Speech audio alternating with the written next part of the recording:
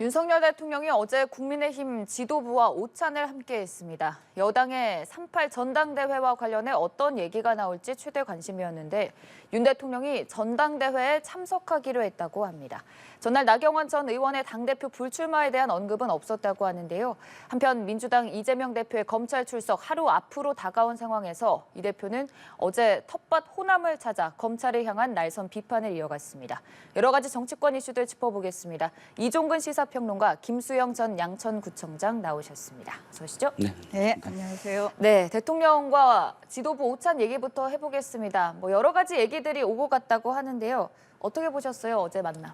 네, 여당 지도부와 이제 만났고요. 사실 지금의 여당 지도부와는 거의 석별의 어떤 만남이겠죠. 이제 곧 전당대회가 열리고 비대위 체제이기 때문에 비대위에 관련해서 그동안 수고가 많았다는 그런 어떤 이야기일 테고 또 중요한 건 이번 비대위가 전당대회를 또 치러야 되는 어떤 비대위이기 때문에 전당대회와 관련된 어떤 그런 그 의견들이 교환됐던 것 같고요.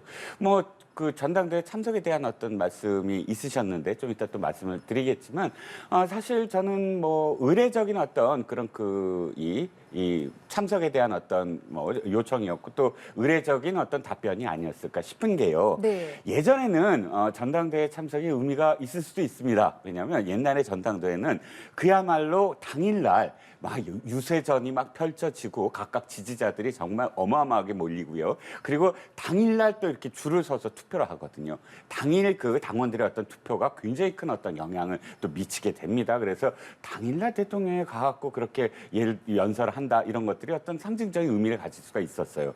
지금은 거의 온라인 투표입니다. 전당대회 장 자체가 그렇게 크게 의미가 없는 상태이기 때문에 과도하게 막 정치적으로 대통령이 가니까 굉장히 큰 어떤 영향력이 있을 거다라고 판단이 그러니까 그렇게 생각을 하실 수도 있지만 그건 사실 옛날 얘기거든요. 지금은 큰 영향이 없을 거다라는 또 생각이 듭니다. 네, 대통령의 전당대회 참석에 대해서는 그리 크게 의미를 두지 않아도 된다는 말씀이신 것 같은데요. 어제 전반적으로 오찬 때 오고 갔던 말들 어떻게 들으셨어요? 네, 당청 간의 소통을 강조하면서 만났다고 생각이 드는데요. 아쉬운 점은 당청 간의 소통만이 아니라 여야 간의 소통도 중요하다고 생각을 합니다. 그렇게 야당 대표가 영수회담 또는 여야 대표 회담을 제안을 했는데 그 얘기는 들은 척도 안 하시고 여당의 지도부하고 또 그리고 초선 의원들까지 또 식사도 같이 했다는 얘기를 들었습니다. 그걸 보면서 조금 아쉽다. 좀 소통도 강화하고 협력을 더 강화하는 것도 좀 필요하지 않은가라는 생각이 들고요. 전당대회 참가는 비단 이번만의 문제가 아니라 예전에도 박근혜 정부 때도 또 DJ 정부 때도 전당대회 참석을 해왔습니다. 이번에 영향을 미치지 않는다고 하지만 이미 여당이 내에 이번에 전당대회 과정에서 후보를 또 결정하는 과정에서 또 영향력을 많이 미쳤다고 생각을 합니다. 또 그렇게 보여지고 있고요. 나경원 의원이 또 불출마하게 된 것도 다 그렇게 보고 있지 않습니까? 과도한 당무 개입으로 불필요한 논란을 더 가져오는 게 아닌가라는 생각이 듭니다. 네. 오찬 이후의 얘기들도 하나하나씩 해보겠습니다. 일단 오찬에서도 조금씩 다뤄졌지만 전당대회 관련해서 여론조사 결과가 나왔거든요. 그 부분 보면서 또 함께 분석을 해보도록 하겠습니다. 국민의힘 차기 당대표 적합도 지지도 조사 여론조사 결과 살펴보도록 하겠습니다. 일단 오늘 국민의힘 당대표 지지도 지지층 대상으로 조사한 결과입니다. 나경원 전 의원이 불출마를 선언한 이후 조사인데요. 지금 김기현 의원이 40%, 안철수 의원이 33% 기록했습니다. 그러니까 불출마 선언 이전에는 안철수 의원이 지금 결과보다 거의 절반 정도 기록을 했었는데 불출마 이후에 좀 2배 가까이 증가를 했다는 점 알 수 있고요. 김기현 의원은 40%대로 1위 기록하는 상황입니다. 일단 결과 좀 분석을 해볼까요? 안철수 의원 입장에서는 조금 아쉬울 거예요. 네. 왜 아쉬우냐 하면 사실 나경원 전 의원을 지지하는 세가 거의 한 7, 80%가 다 왔어야만 했다. 왜냐하면 합치면 그러니까 온전히 그러니까 나경원 의원 지지세와 안철수 의원의 지지세를 합쳐야 김기현 의원의 그 지지율을 지금 뛰어넘을 수 있는 수치였거든요. 네. 그런데 이거 김기현 의원과 그다음에 안철수 의원이 반분하거나 혹은 거의 뭐 6대4 정도로 나눠 갖는 정도의 어떤 지지 반분이라면 사실상 자신이 지금 이번에 한번 그 김기현 의원을 꺾을 수 있는, 그러니까 이 나경원 의원이 드롭하면서 그걸 온전히 갖고 오면서 이번에 그 김기현 의원을 앞설 수 있는 기회였어요. 그런데 결과적으로는 어쨌든 많이 갖고 오긴 했으나 그러나 원하는 만큼 갖고 오진 않았다라는 생각이거든요. 그러면 안철수 의원이 생각하는 그 원하는 정도의 선이 몇 %대? 최소한 제 기억에는 예를 들어서 18대 18 정도였고 네.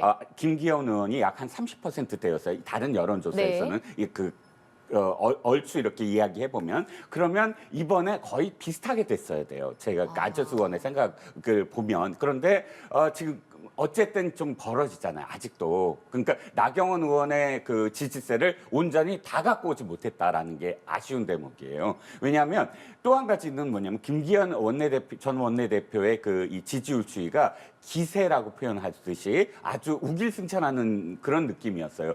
보통 3위, 4위였거든요. 시작할 때. 그래서 단단히 아니면 두 자릿수 이런 상태에서 윤 대통령을 만나고 오찬하고 이런 어떤 상황이었어요. 그런데 지금은 갑작스럽게 선두로 올라섰잖아요. 그러니까 이준석 대표를 한번 기억해 보시죠. 지난번 이준석 대표도 사실 한 4위 정도였거든요. 근데 한기 리서치에서 갑작스럽게 2등으로 발표가 되고 그 다음 주에 1등이 되면서 한 번도 꺾이질 않았어요.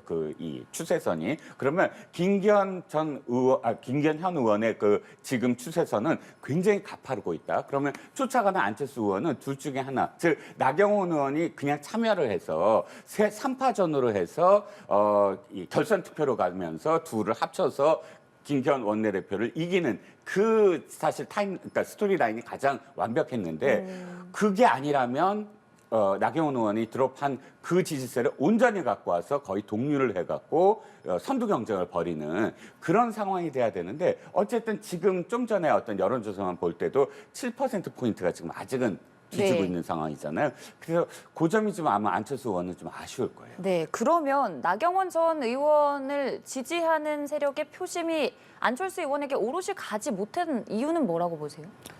뭐 나경원 의원이 불출마 선언을 할 때부터 두 분의 반응을 보면 지지율이 김기현 대표께로 몰릴 수밖에 없겠다라는 생각을 했습니다. 김기현 대표는 환영한다고 그랬어요. 나경원 의원 불출마에 대해서.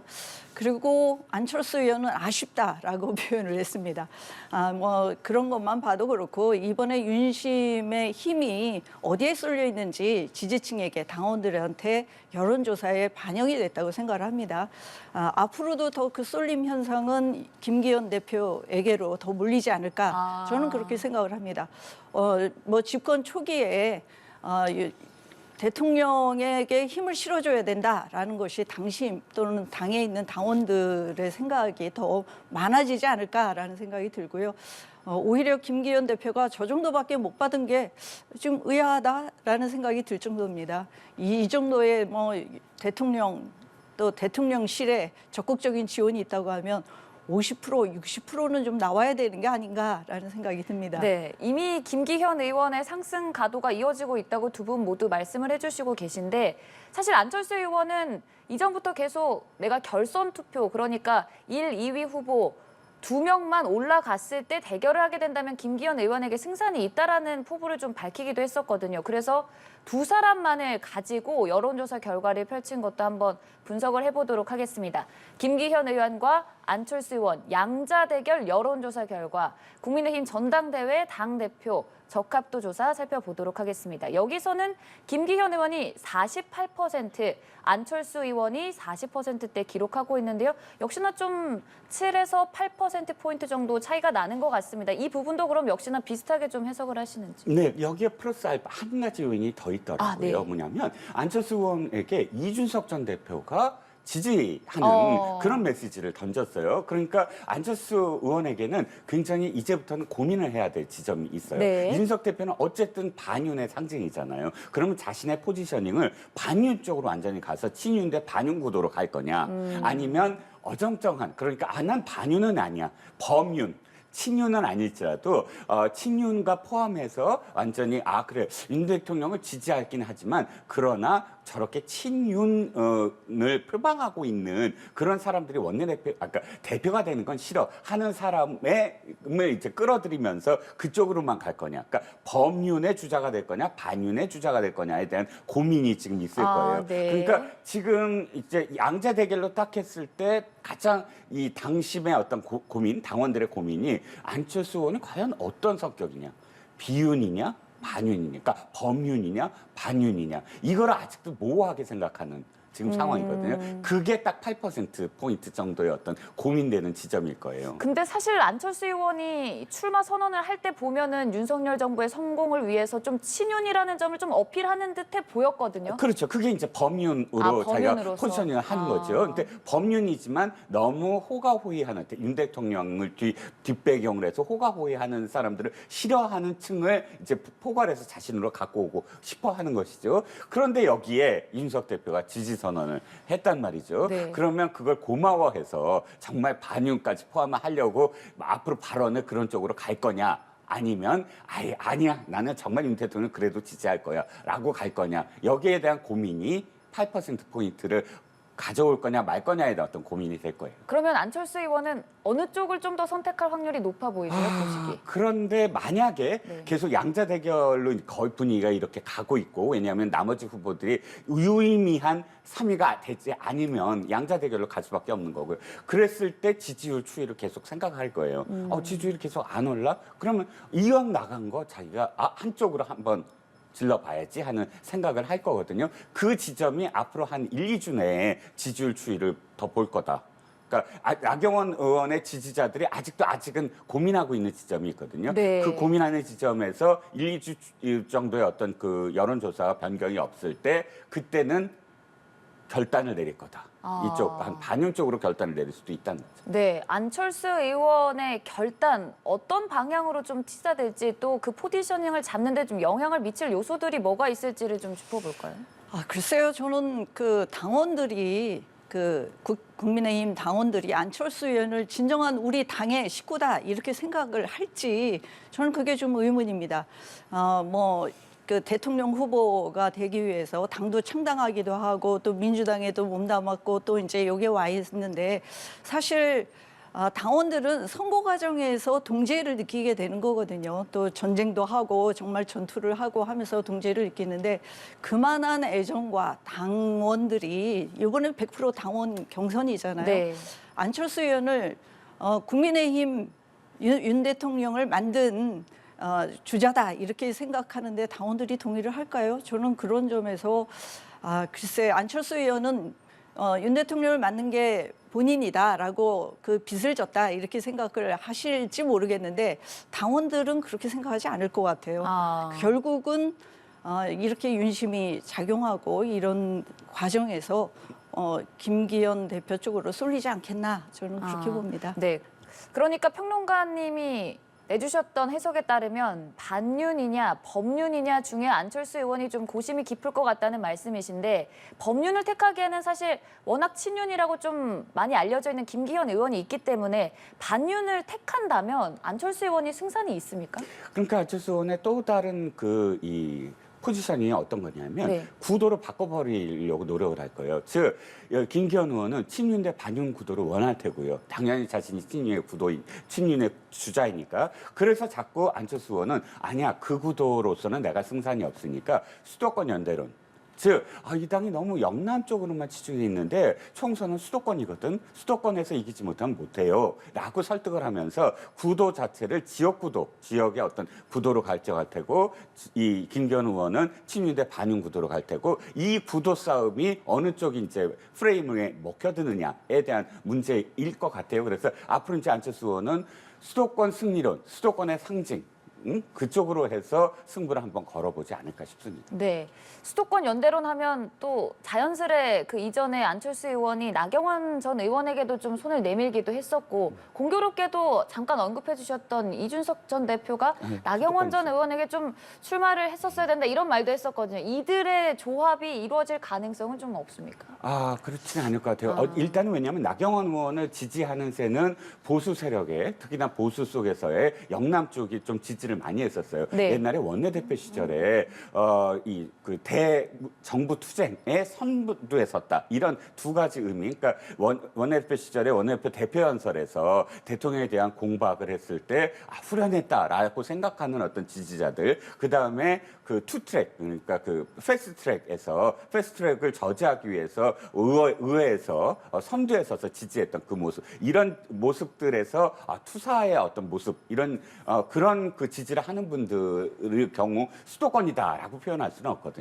물론 수도권에 출마를 했었던 분이긴 하지만 그래서 안철수 의원이 그 수도권 연대론을 이야기한 건 다분히 자신이 수도권의 어떤 상징이다라는 걸 자꾸 부각하고 싶은 그런 어떤 표현일 것 같아요. 네, 반윤하면 또 떠오르는 인물이 유승민 전 의원입니다. 후보 등록이 2월 2일에서 3일이면 이제 곧 출마를 해야 된다면 입장을 발표해야 될 텐데 아직까지는 공식적인 입장 내놓지 않거든요. 뛰어들 거라고 보세요? 아니면 안 할 거라고 보세요? 저는 이미 시기를 놓쳤다고 생각을 합니다. 유승민 의원이 뭐 이미 스포트라이트는 나경원 의원에게 또 모아져 있었는데 이제 와서 유승민 의원이 본인이 나오겠다라고 하는 것에 의미를 둘까요? 유승민 의원도 거물 정치인입니다. 대통령 후보까지 나오신 분인데 이제 와서 또 출마를 하겠다라고 하는 것에 이 전당대회 판도를 본인이 이게 흔들 수 있겠나라는 그 계산도 하지 않을까 싶습니다. 그런 점에서 보면 유승민 의원이 이제 출마하려고 하는 시점도 놓쳤고 또 명분도 없어졌지 않나라는 생각이 듭니다. 네, 여러모로 네. 불출마에 좀 가능성을 실어주셨는데요. 똑같은 생각이세요? 그렇죠. 정치는 타이밍의 예술이잖아요. 타이밍을 왜 중요하게 생각하냐면 그렇게 타이밍을 잡았을 때 언론들이나 여론은 자신한테 집중을 하면서 계속 물어봐요. 어떻게 할 건가? 그 다음을. 그런데 지금 유승민 의원에게 달려가서 어떻게 할 건가를 묻는 기자가 얼마나 있을까요? 왜냐하면 지금 전체적인 어떤 판이 이미 고착화되어 있는데 지금의 어떤 상황은 변수가 될 수 있느냐에 대한 차이거든요. 그랬을 때 지금은 변수가 되지 못한 어떤 상황으로 계속 되어가고 있는 상황 속에서 말씀하셨듯이 지적하셨듯이 판을 흔들 수 있는 기재가 있으면 들어가죠. 근데 판을 흔들 수 있는 기자가 있을까요? 이미 반윤에 좀 더 윤 대통령을 좀 더 공격을 한다고 해서 더 뭐 판이 흔들릴 것도 아니고 그렇다고 해서 자신 정말 승산이 있느냐? 근데 승산 없더라도 의미 있는 사실 패배여야 들어가는데 의미 있는 패배가 될 수 있느냐? 유승민 전 의원도 사실 지금까지 선거에 다 나왔었거든요. 대통령 선거 네. 계속 2번 나왔지. 뭐 지난번에 그러니까 경기지사 선거에도 나왔었지. 여기에 또 다시 이제 당대표 선거까지 나오면 큰 선거에는 한 번도 쉬지 않고 다 나오는 셈이 돼버렸기 때문에 이번에 나와서 만약에 패배를 한다 그러면 의미 있는 패배가 아니라 이제 앞으로의 어떤 정치 역정에서 사실상 뭐 의미 없는 그런 정치인으로 몰락할 가능성이 있다. 차라리 그럴 바에는 한 번 더 쉬는 게 낫다라는 판단은 할 수 있다고 봅니다. 네, 과연 어떤 결단을 내릴지 지켜보도록 하고요. 이제 민주당 상황도 좀 짚어보도록 하겠습니다. 이제 28일이죠. 내일 오전 10시 30분에 민주당 이재명 대표가 위례 대장동 의혹 관련한 검찰 조사에 응하게 됩니다.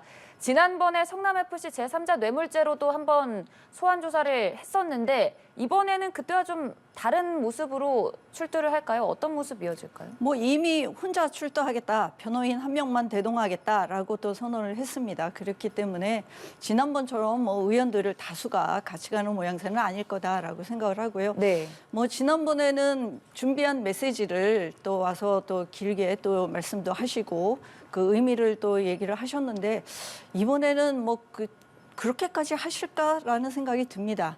뭐 물론 지지자들이 많이 오는 거는 그거는 뭐 말릴 수 없는 부분이고요. 또 본인의 메시지나 이런 것들은 좀 짧게 하든지 아니면 또 뭐 안 할 가능성도 있지 않을까 싶습니다. 이미 뭐 2번째 출두해서 소환 받아서 또 조사를 하는 것이기 때문에 다만 이번에 그 과정에서 검찰이 기싸움하듯이 날짜도 조율이 안 됐다, 시간도 조율이 안 됐다라고 하는 검찰의 모습은 이미 또 소환에 응하겠다라고 답변도 하고 밑에서는 또 이미 또 어느 정도 조율이 됐기 때문에 그렇게 이재명 대표가 언론을 향해서 발표를 하신 건데 그것도 들은 바가 없다, 언론에서 처음 들었다 이렇게 얘기를 하는 거 보면 검찰의 기싸움 이런 것들을 통해서 실제로 조사 시간을 더 늘리거나 지금도 2번 또 출두를 해야 된다고 하는 거 아닙니까? 굳이 또 그렇게 해야 되나라는 생각이 드는데 국민들이 다 지켜보고 계실 겁니다. 검찰이 이렇게 힘을 휘두르고 있는 거에 대해서 또 이재명 대표의 입장 표명도 있을 거라고 보고요.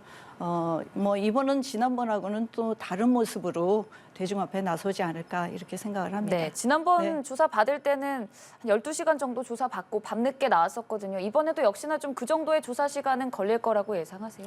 네, 그 정도 시간이 걸릴 거라고 봅니다. 뭐 이번에 두 번에 나눠서 해야 된다 이 얘기는 한 번 망신 주고 다음번에 또 한 번 망신 주고 또 그리고 또 시간도 길게 끌어서 총선까지 길게 가겠다라는 생각도 있는 것 같고요. 그렇지만 이재명 대표가 해야 될 얘기는 사실 이번에 그 나오는 얘기도 뇌물을 받았느냐 아니면 배임 행위를 했느냐라는 것이 쟁점 아니겠습니까? 그리고 갑자기 나온 얘기도 아니에요. 대장동 사건이 경선할 때부터 대선 때부터 쭉 있어 왔던 얘기인데 어느 거 하나도 지금 뭐 증거나 뭐가 다 새로운 사실이 또 나온 게 아니고요.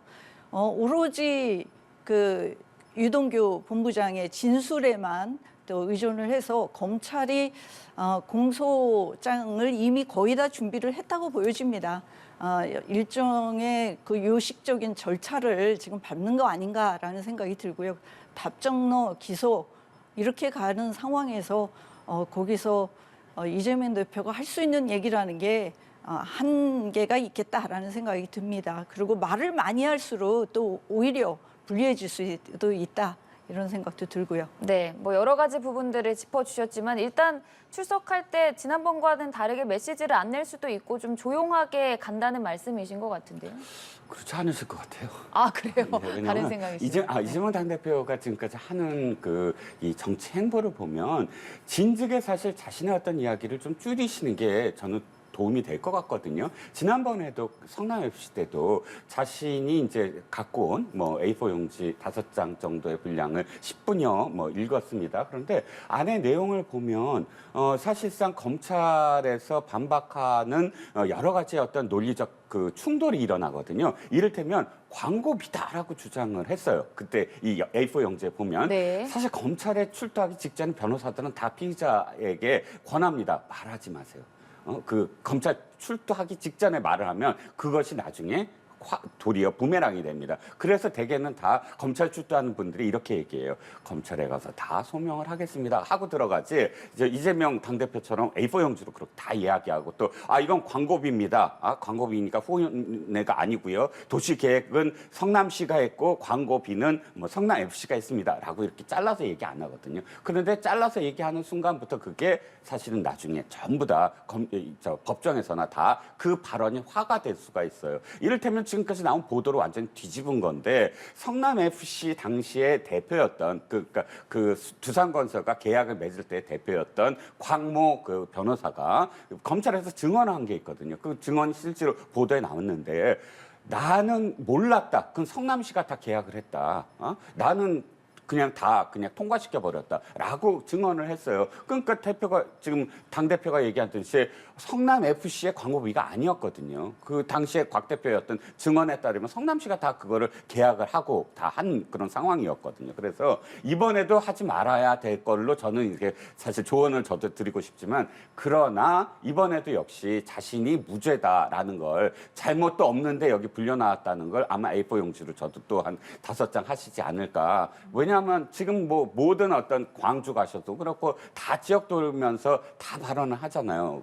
근데 광주에 가서 하셔야 될 말씀은 사실 민주당이 앞으로 어떻게 할 거냐 이걸 말씀하셔야 되는데 검찰 나쁜 사람들 뭐 이렇게 비판만 자신에 대한 이야기만 하고 있단 말이죠. 그래서 지금의 이재명 대표의 절체절명의 화두 그러니까 뇌 속의 가장 큰 화두는 민주당이나 혹은 뭐 야당의 앞날이 아니라 자신에 대한 문제 일 수밖에 없고 그럼 자신에 대한 문제를 검찰 앞에서 검찰한테 하는 얘기가 아니라 지지자들한테 사실은 내가 죄가 없다는 걸 한 번 더 일목요연하게 밝혀야만 한다라는 생각을 분명히 갖고 계실 테고 내일 아마도 A4 용지로 아마 5장 또다시 하시지 않을까 싶습니다. 네, 이미 진술서는 준비를 했다고 들었습니다.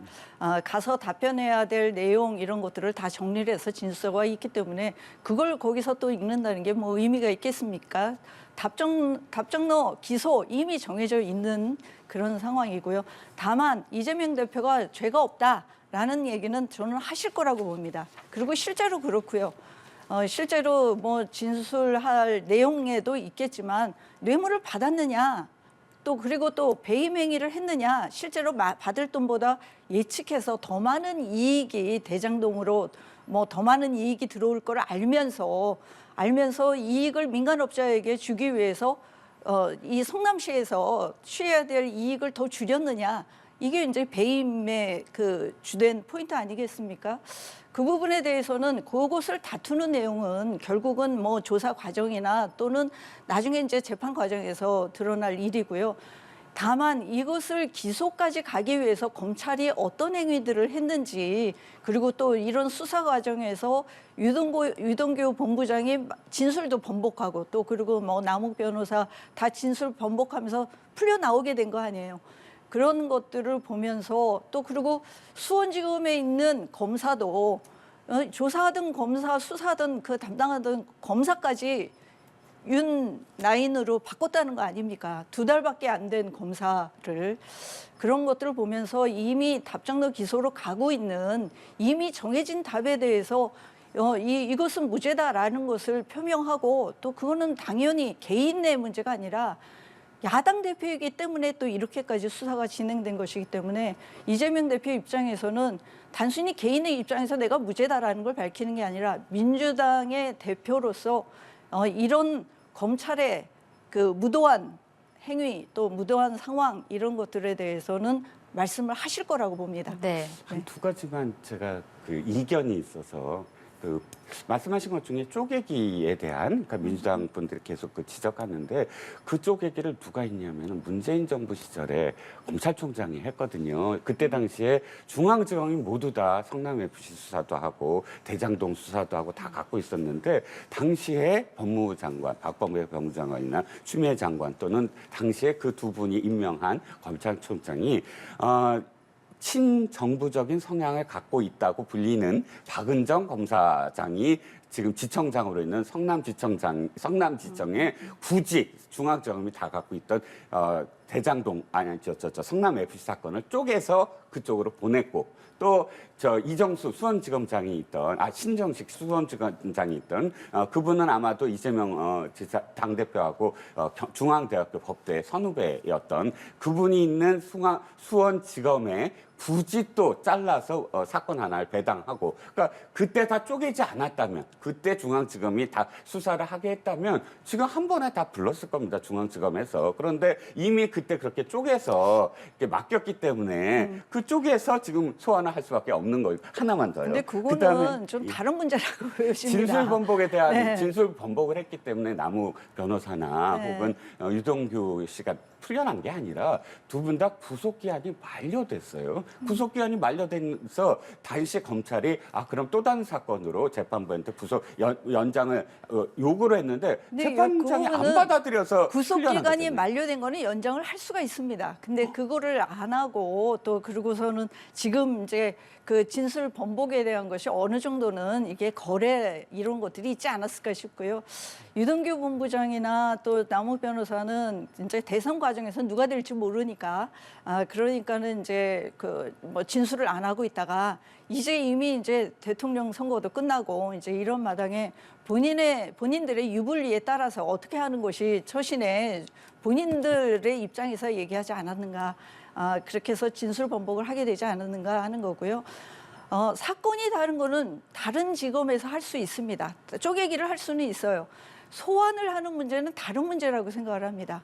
그 소환해서 수사하고 조사하고 하는 것들은 지금 법무부 장관이 있고, 지금은 정부가 또 바뀌었고, 또 그리고 뭐 수사하는 검사까지도 바꾸는 거 아닙니까? 2달밖에 안 된 인사 이동을 통해서 또 수사하는 검사까지 바꾸고, 이런 마당에 소환하는 부분도 이거를 한 번에 내용을 해서 할 수 있는데, 성남 FC 따로, 대장동 따로, 또 다음에 또 한 번 또 부르겠다는 거 아닙니까?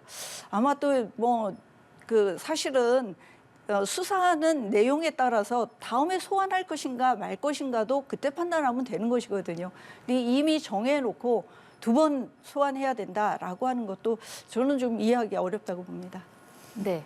네, 제가 알기에는 검사가 다른데 어떻게 소환을 한꺼번에 할 수 있을까? 왜냐하면 성남FC 수사한 검사, 그다음에 이쪽 그 대장동 또 반부패 수사부, 중앙지검 반부패 수사부에서 했고, 그래서 전 어쨌든 또 다시 말씀을 드립니다만, 뭐 한꺼번에 소환을 원하셨다면 당시에 그 성남지청이나 혹은 수원지검에 이것을 넘기지 않고 중앙지검이 수사하게 만들었으면 됐을 테고요. 아까 그 인사 문제를 말씀하셨지만 사실 이 문제가 7월부터 수사를 할 수밖에 없었던 왜 7월 이전에 작년 7월 이전에 검사들은 수사를 하지 않았기 때문이다. 성남FC도 아시다시피 박은정 검사장, 그러니까 지청장이 차장인 그 당시에 그 차장 검사가 이거 수사 다시 해야 됩니다라는 것을 막았기 때문에 제대로 수사가 안 됐었고, 또 당시에 그 차장 검사가 요구했던 게 이거거든요. FIU, 즉 금융분석원에 이 자금 흐름을 맡기자. 그래서 자금 정보를 타내자. 그래서 그걸로 수사를 하자 했더니 당시에 검찰총장이 직접 나서서 지청장과 함께 그 금융정보원의 자료를 막아버렸어요. 대개 이런 경우가 전혀 없었다. 왜냐하면 일선 검사들이 그 수사를 하기 위해서 요청하면 당연히 그거는 무조건 금융정보원에서 받게끔 되어 있는데, 검찰총장이 나와서 그걸 막은 건 초유의 일이다. 즉 작년 7월 이전에는 수사를 막았고 제대로 안 했는데, 그런 안 한 검사들을 교체를 해서 제대로 수사를 하게 하니까 이렇게 지금 결과가 나온 거다라는 얘기죠. 네, 계속 공방이 이어지고 있는데요. 앞서서 구청장께서는 하실 말씀 뭐? 근데 일단 얘기하다가. 기소는 정해졌다라고 계속 말씀을 해주고 계시거든요. 그 다음 단계 검찰의 수순은 뭐라고 보세요? 아니, 기소가 정해졌으면 기소를 하는 것이고, 기소를 하게 되면 공소를 유지해야 되고 재판이 열리게 되겠죠. 기소가 답정너다라고 말씀하시는데, 사실은 이미 민주당에서는 작년부터 이미 답정 너다라고 예상하시지 않으셨나요? 제 기억에는 경선 때부터 이낙연 캠프에서 이건 이재명 후보가 되면 이거 나중에 기소까지 갈 수 있다. 수사가 되고 당연히 이렇게 된다. 또는 이번에 전당대회에서도 이 당대표를 뽑는데 30의원 등 이 반대하는 쪽에서는 우리 지금 이렇게 당대표를 뽑아놓으면 검찰에서 불을 테고 사법 리스크가 생길 테고 그러면 재판까지 이루어지지 않겠느냐라는 뉘앙스로 계속 걱정을 하시지 않으셨습니까? 그건 검찰이 나쁜 게 아니고 이미 이 사안들, 우리가 경선 과정에서 다 드러났던 이 사안들이 그만큼의 엄중한 사안이다라는 걸 민주당 내에서도 다 지적하셨던 어떤 부분이라, 이게 검찰의 어떤 문제가 아니고 사안이 이렇게 엄중하구나 라는 어떤 시각으로 받아들여야 된다는 겁니다. 네, 일단 이재명 대표는 지금 전국 민생 행보를 돌고 있는데 민주당 내 지지층들의 반응은 어떻습니까?